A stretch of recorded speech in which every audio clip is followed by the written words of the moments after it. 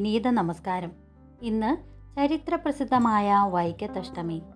കേരളത്തിലെ ചരിത്രപ്രസിദ്ധവും പുരാതനവുമായ മഹാശിവക്ഷേത്രമാണ് വൈക്കം മഹാദേവ ക്ഷേത്രം. അതുകൊണ്ട് തന്നെ കേരളത്തിലെ ശിവക്ഷേത്രങ്ങളിൽ പ്രഥമഗണനീയമാണ് വൈക്കം ശിവക്ഷേത്രം.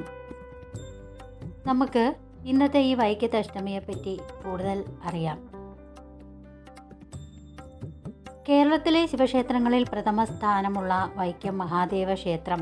ഇവിടുത്തെ 13 നാൾ നീണ്ടു നിൽക്കുന്ന ഉത്സവമാണ് വൈക്കത്ത് അഷ്ടമി എന്ന പേരിൽ ലോകമെമ്പാടും അറിയപ്പെടുന്നത്.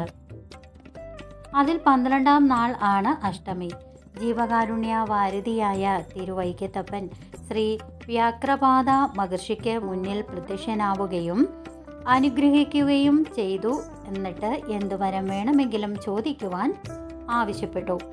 ആ മഹാനായ മുനി തൽക്ഷണം തൻ്റെ ആഗ്രഹം ശ്രീ പരമേശ്വരനു മുൻപിൽ അവതരിപ്പിച്ചു. അത് ഇങ്ങനെ: ഇനി മുതൽ എല്ലാ സംവത്സരവും ഇതേ ദിവസം ഇതേ സമയം ഇതേ രൂപത്തിൽ ഇവിടെ വന്ന് ഭക്തരെ അനുഗ്രഹിക്കണം എന്ന വരം മാത്രമാണ് മഹർഷി കാരുണ്യവാനായ ശ്രീ പരമേശ്വരനോട് അഭ്യർത്ഥിച്ചത്.